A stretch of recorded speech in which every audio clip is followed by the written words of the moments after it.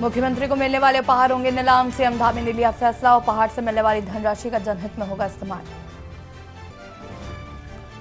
प्राण प्रतिष्ठा के दौरान केदारनाथ में जलेंगे घी के 108 दीपक, धाम में मौजूद रहेंगे 30 लोग। 28 जनवरी को दून आएंगे मल्लिकार्जुन खड़गे, देहरादून में बड़ी रैली को करेंगे संबोधित। कांग्रेस जोर शोर से तैयारियों में जुटी। रोडवेज देहरादून मंडल में 87 मृतक आश्रित नौकरी में एक कदम दूर, कल तक जमा करने होंगे प्रमाण पत्र। जोशीमठ भू धसाव के बाद अब खतरे की जद में नैनीताल शहर, किया जाएगा भू तकनीकी सर्वेक्षण। उत्तराखंड में मौसम ने ली करवट, चारधाम समेत कई जगहों पर बर्फबारी, माइनस में पहुंचा तापमान।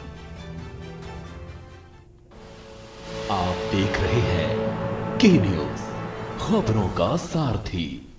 नमस्कार, खबर उत्तराखंड में आप सभी का स्वागत है। मैं हूं आपके साथ यशु शुक्ला। देहरादून से खबर आपको बता देते हैं, जहां पर सीएम धामी को मिले उपहार नीलाम किए जाएंगे। जनहित कार्यों में लगाई जाएगी नीलामी और नीलामी से मिली राशि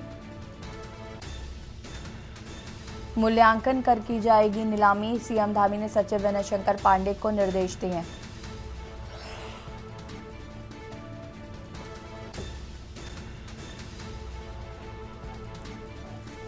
सीएम धामी को मिले उपहार किए जाएंगे नीलाम।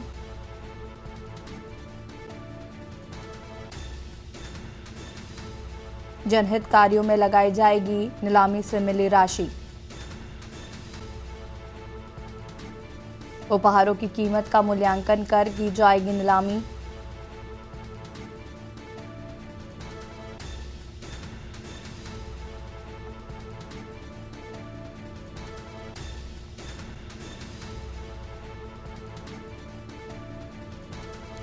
सीएम धामी के उपहारों को नीलाम किया जाएगा और नीलाम की हुई जो राशि होगी उसका जन कल्याण में इस्तेमाल किया जाएगा।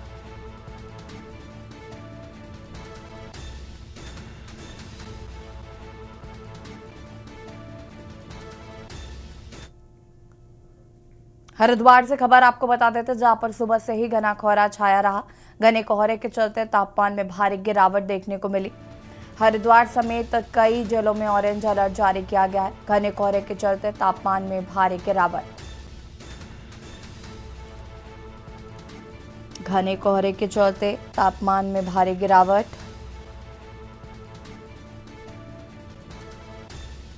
घने कोहरे के चलते तापमान में भारी गिरावट। हरिद्वार से खबर, सुबह से ही छाया रहा घना कोहरा। घने कोहरे के चलते तापमान में भारी गिरावट देखने को मिली। हरिद्वार समेत कई जिलों में ऑरेंज अलर्ट जारी किया गया है।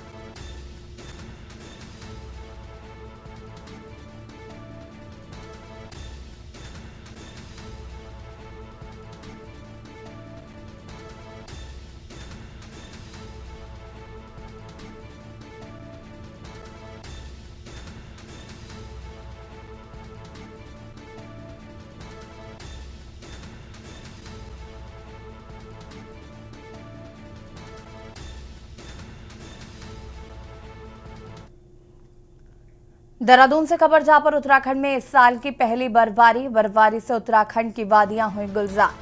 मौसम विभाग ने बर्फबारी की संभावना जताई थी। 3000 मीटर से ऊपर के इलाकों में बर्फबारी से पर्यटकों और स्थानीय लोगों में खुशी। मैदानी क्षेत्रों में आज के लिए कोहरे का अलर्ट। मौसम विभाग ने बर्फबारी की जताई थी संभावना। 3000 मीटर से ऊपर के इलाकों में बर्फबारी की संभावना जताई गई थी।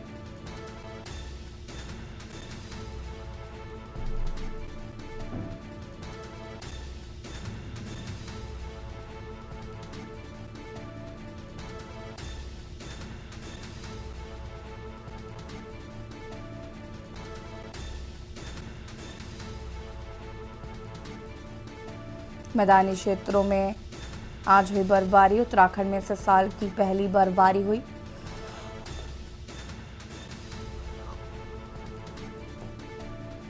बर्फबारी से उत्तराखंड की वादियां हुई गुलजार। मौसम विभाग ने बर्फबारी की जताई थी संभावना।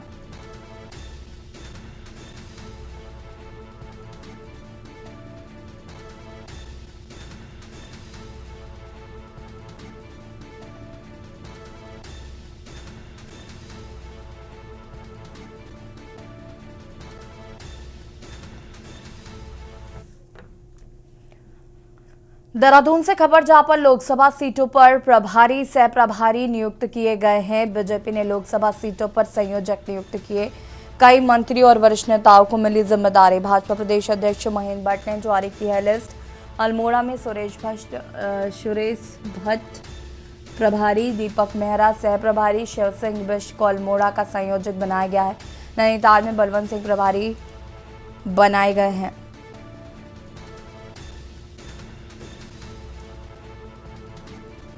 शिव सिंह बिष्ट को अल्मोड़ा का संयोजक बनाया गया है। नैनीताल में बलवंत सिंह प्रभारी, राकेश ननवाल सह प्रभारी बनाए गए हैं।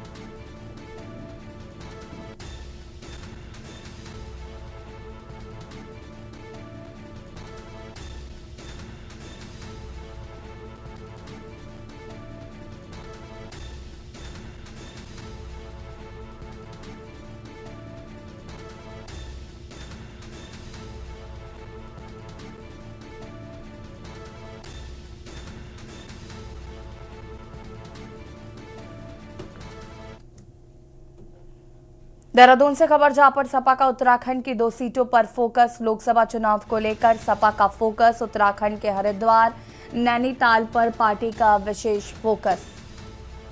बीजेपी और कांग्रेस ने भी अपनी तैयारियां शुरू कर दी हैं। भाजपा गढ़वाल, कुमाऊं में 2 बड़ी बैठक कर चुकी है। कांग्रेस के बड़े नेताओं के दौरे उत्तराखंड में प्रस्तावित है। समाजवादी पार्टी ने भी अपनी तैयारियां शुरू कर दी। बीजेपी और कांग्रेस ने भी अपनी तैयारियां शुरू की।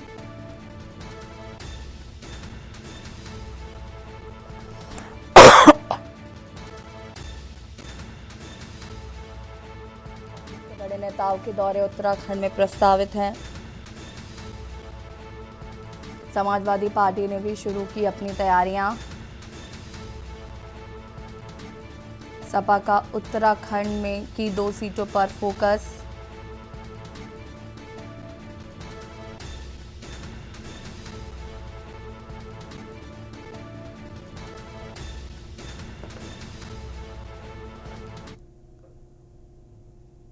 शहर की विभिन्न समस्याओं के निस्तारण का हल ढूंढने को लेकर पौड़ी बचाव संगठन के तत्वाधान में रामलीला ग्राउंड में एक सम्मेलन का आयोजन किया गया है।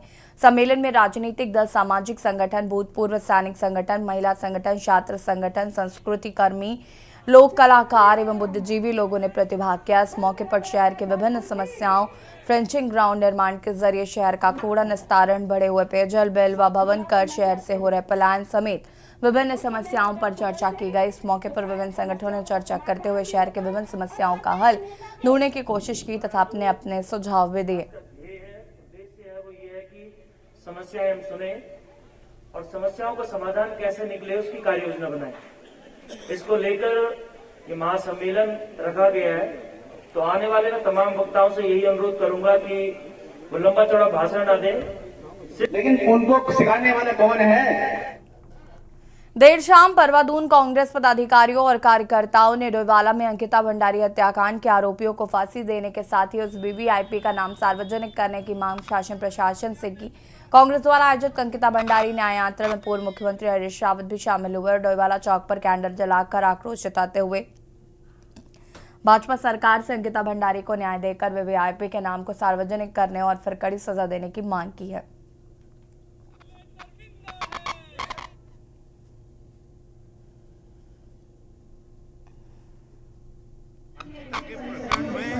तरीके से सत्ता ने बुलडोज किया सारे मामले को, अंकिता ने हमारे सत्व के लिए, उत्तराखंड के सत्व के लिए अपने प्राण दिए और सरकार से चीज़ों को छिपाया गया है, तथ्यों को तोड़ने मरोड़ने की कोशिश की गई है, जिस तरीके से साक्ष्यों को मिटाने के लिए बुलडोजर चलाया गया है, जिस तरीके से उस वीआईपी को जिसका जिक्र अंकिता ने अपने वीडियो में किया है, उस वीआईपी का नाम उसके माँ बाप ने गेम को लिख करके भेजा है, उसको सारी सरकार सत्ता जो है बचाने का काम कर रही है। ये इसको लेकर के हमने न्याय यात्राएं निकाली है और इसको आगे भी लेकर के बिल्कुल, आप भी जानते हैं, उत्तराखंड का हर एक व्यक्ति जानता है, पूरा देश जानता है कि हमारी बहन अंकिता भंडारी को अभी तक न्याय नहीं मिला है।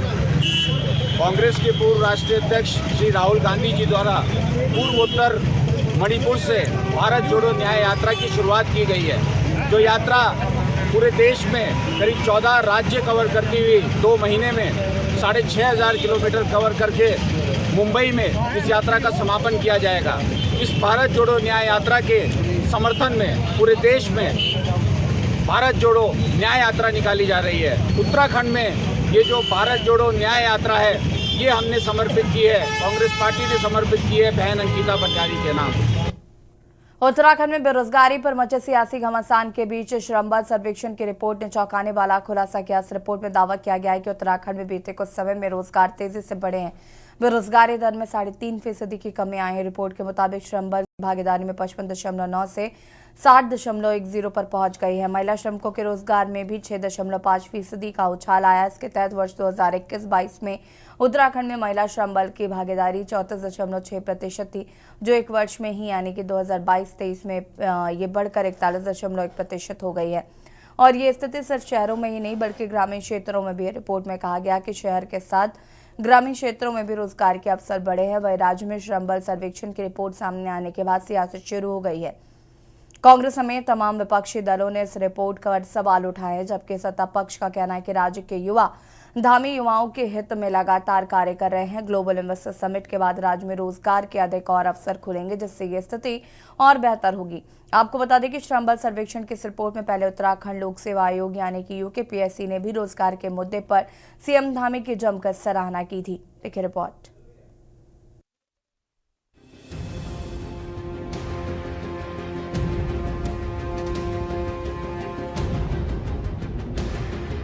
देश भर में बेरोजगारी पर मचे सियासी बवाल के बीच उत्तराखंड से रोजगार के मोर्चे पर अच्छी खबर सामने आई है। दरअसल श्रम बल सर्वेक्षण ने एक रिपोर्ट जारी की है। इस रिपोर्ट में दावा किया गया है कि उत्तराखंड में बीते कुछ समय में रोजगार तेजी से बढ़े हैं। बेरोजगारी दर में 3.5% की कमी आई है। रिपोर्ट के मुताबिक श्रम बल की भागीदारी में 55.9 से 60.10 पर पहुंच गई है। महिला श्रमिकों के रोजगार में भी 6.5% का उछाल आया है। इसके तहत वर्ष 2021-22 में उत्तराखंड में महिला श्रम बल की भागीदारी 34.6% थी, जो एक वर्ष में ही यानी कि 2022-23 में यह बढ़कर 41.1% पर पहुंच गई है। और यह स्थिति सिर्फ शहरों में ही नहीं बल्कि ग्रामीण क्षेत्रों में भी है। रिपोर्ट में कहा गया है कि शहर के साथ साथ ग्रामीण क्षेत्रों में भी रोजगार के अवसर बढ़े हैं। वहीं राज्य में श्रम बल सर्वेक्षण की रिपोर्ट सामने आने के बाद सियासत गर्मा गई है। कांग्रेस समेत तमाम विपक्षी दलों ने इस रिपोर्ट पर सवाल उठाए हैं, जबकि सत्ता पक्ष का कहना है कि राज्य के युवा मुख्यमंत्री पुष्कर सिंह धामी युवाओं के हित में लगातार कार्य कर रहे हैं। इसका नतीजा है कि रिपोर्ट में भी सीएम के कार्यों को सराहा जा रहा है। निश्चित रूप से जो भारतीय जनता पार्टी की सरकार ने उत्तराखंड से वादा किया था और 2022 के चुनाव में हमने कहा था कि जो काम रह गए उनको हम करेंगे और युवाओं को रोजगार उनके प्रदेश में मिल सके, इसलिए हमारी सरकार बड़ी तेजी से काम कर रही है।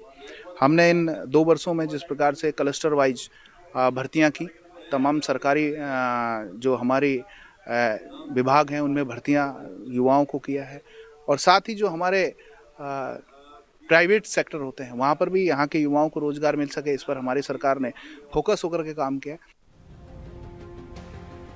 आपको बता दें कि श्रम बल सर्वेक्षण की इस रिपोर्ट से पहले उत्तराखंड लोक सेवा आयोग यानी कि यूकेपीएससी ने भी रोजगार के मुद्दे पर सीएम धामी की जमकर सराहना की थी।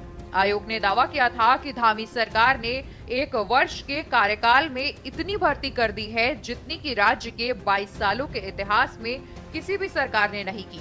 यूकेपीएससी के ताजा आंकड़ों के मुताबिक धामी सरकार ने एक वर्ष के कार्यकाल में 6,635 भर्ती की है, जबकि पिछले 22 वर्षों के दौरान 6,869 भर्तियां ही हुई। वहीं सत्ता पक्ष का दावा है कि राज्य में रोजगार की स्थिति और बेहतर होगी। सरकार की ओर से दिसंबर में हुई ग्लोबल इन्वेस्टर समिट में 3.5 लाख करोड़ के एमओयू को सरकार धरातल पर उतारने की तैयारी कर रही है, जिससे युवाओं को और अधिक रोजगार के अवसर मिलेंगे। कुल मिलाकर उत्तराखंड लोक सेवा आयोग के बाद श्रम बल सर्वेक्षण की रिपोर्ट में भी धामी सरकार की रोजगार के मुद्दे पर सराहना हो रही है। सवाल यह है कि क्या सीएम पुष्कर सिंह धामी के कार्य विपक्षी दलों पर भारी पड़ रहे हैं? क्या धामी सरकार ने विपक्ष से बेरोजगारी का मुद्दा भी छीन लिया है? क्या धामी सरकार में राज्य के युवाओं के अच्छे दिन आ गए हैं? क्या समिट में हुए एमओयू धरातल पर उतरकर राज्य के युवाओं को और अधिक रोजगार की दिशा में सकारात्मक साबित होते दिखेंगे?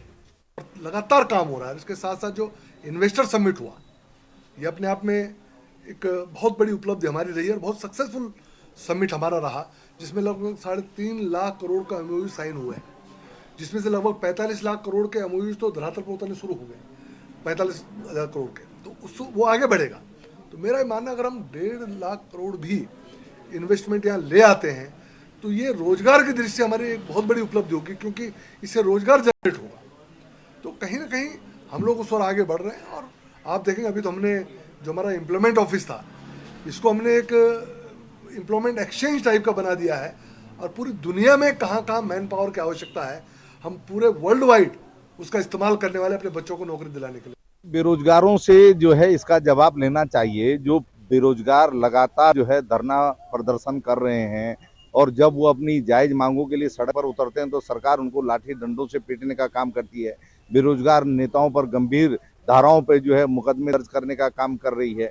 अभी भी जो है साल भर से अधिक का समय हो गया है जो है बेरोजगार धरने प्रदर्शन पे है, लेकिन सरकार उनसे बातचीत नहीं कर रही, उनकी सुध नहीं ले रही कि कड़कड़ाती ठंड में वो धरना देने के लिए क्यों मजबूर हैं। Uttarakhand desk report. और यहाँ रुकेंगे छोटे से ब्रेक के लिए, जल्द हाजिर होते हैं। आप देख रहे हैं की न्यूज। ब्रेक के बाद एक बार फिर से आप सभी का स्वागत है। हल्द्वानी विधायक सुमित हृदयेश द्वारा विधायक निधि से बनाए जाने वाली सड़क पर नगर निगम ने रोक लगा दी है। ऐसे में खुद हल्द्वानी विधायक सुमित हृदयेश दमुआ ढूंगा के वार्ड नंबर 37 पहुंचे और मामले की जांच पड़ताल की। लोगों ने बताया कि नगर निगम ने सड़क निर्माण पर इसलिए रोक लगा दी क्योंकि इस सड़क को सिंचाई विभाग द्वारा बनाया जा रहा है। ऐसे में नगर निगम ने एनओसी नहीं दी है, जिसके चलते सड़क नहीं बन पा रही है। इधर विधायक सुमित हृदयेश ने कहा कि स्थानीय लोग खुद सीसी रोड बनाने की बात कह रहे हैं और सिंचाई विभाग निर्माणादायी एजेंसी है। ऐसे में कल से उन्होंने सड़क को बनाने के निर्देश दिए। उन्होंने आरोप लगाते हुए कहा कि नगर निगम अब गंदी राजनीति पर आ गया है और ये सड़क आमजन के लिए, ऐसे में निर्माण रोकना गलत है।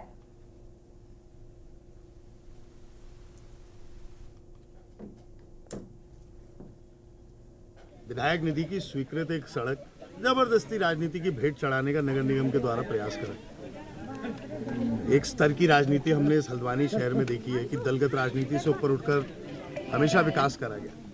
कहाँ गली बन रही है, किसकी गली बन रही है, कौन वहाँ पे वोटर है, कौन नहीं है, कभी ये बिना सोच के हम लोग कार्य करते हैं। लेकिन ज़बरदस्ती मैंने यहाँ इरिगेशन को पैसा दिया, एक सड़क का 9 लाख रुपए, एक सड़क का 6 लाख रुपए, और आप हालत देख रहे हैं सड़क बहुत, और ये वार्ड जो 37 है इसका क्षेत्रफल बहुत बड़ा है और यहाँ समस्या बहुत है, अनेक है।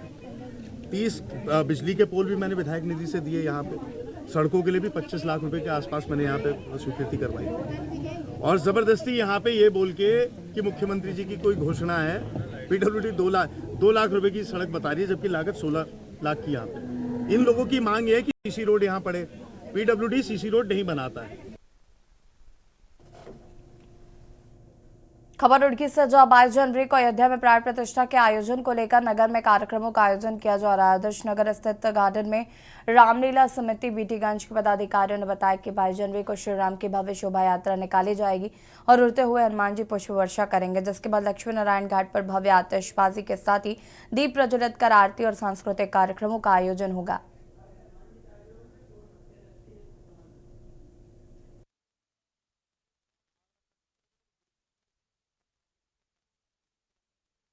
अपने इसकी एक छोटी सी झलक आपने देख ली होगी क्या, जो अपनी रामलीला कमेटी है उन्होंने पूरे शहर को सजाने का पूरे किस तरीके से किस उल्लास से काम शुरू होगा। और मैं कह रहा कि कुछ लोग वे बहुत से लोग दिखाई देंगे जिन्होंने अपने मुँह से अभी तक कुछ नहीं बताया। छोटी अयोध्या रुड़की में आपको दिखाई देगी। वार्ता हमारे तीसरी आंख और तीसरी स्तंभ, चौथी आंख चौथी स्तंभ, हजारों आंख हजारों स्तंभ। तो पत्रकारों से ही सब माहौल बनता है, सोशल मीडिया से माहौल बनता है। इसलिए आज ये एक पत्रकार वार्ता यहाँ पर की गई थी। सभी सदस्यों ने हमारे एक बैठ करके निर्णय लिया कि एक प्रेस वार्ता होनी चाहिए। आज 22 जनवरी का दिन स्वर्ण अक्षरों में लिखा जाएगा। पूरे शहर में दिवाली का एक उत्सव जैसा माहौल होगा और रामलला अपने मंदिर में राजेंगे। त्रेता युग में भगवान राम का अवतार हुए थे और तब से मैं समझता हूँ कि और आज वो दिन आया है। कलयुग में सतयुग का माहौल है और सभी जगह राम में हो गया है। बीटीगंज रामलला समिति द्वारा एक शोभा यात्रा निकाली जा रही है, भव्य शोभा यात्रा। दून मेडिकल कॉलेज अस्पताल में मरीजों की बेहतर सुविधा के लिए दिशा में प्रयास किए जा रहे हैं और अस्पताल में रियल टाइम स्क्रीन को लगाया जा रहा है, जिसके संबंध में सीएमएस डॉक्टर अनुराग अग्रवाल ने बताया कि अक्सर इमरजेंसी में बेड की स्थिति को लेकर मरीजों को परेशानियों का सामना करना पड़ रहा है। इसी समस्या को दूर करने और इसे लेकर पारदर्शिता को लेकर हम रियल टाइम स्क्रीन लगाने जा रहे हैं। देखिए, बिल्कुल हमारे प्रशासन में हमारे जो प्रिंसिपल सर भी हैं उनका भी इंस्ट्रक्शन क्लियर है कि हम लोग एक इस तरह का डिस्प्ले बोर्ड आकस्मिक विभाग में अपने तैयार कर लें कि जहाँ पर जो हमारे आईसीयूज हैं और जो इमरजेंसी ब्रांचेज के वार्ड हैं उनकी रियल टाइम में बेड स्थिति पता चलती रहे। तो अति शीघ्र आपको ये सुविधा हम लोग के इमरजेंसी वार्ड में मिल जाएंगी, जिससे मरीज को कोई संशय ना रहे कि आईसीयू में बेड खाली है क्या नहीं। कई बार इसको लेकर बहुत हम लोग को भी बड़ी चीज़ों का सामना करना पड़ता है। वो एक स्थिति बहुत ही साफ सामने। में सलालत नहीं, देखते रहिए के न्यूज़ इंडिया। नमस्कार, आप देख रहे हैं के न्यूज़, खबरों का सारथी।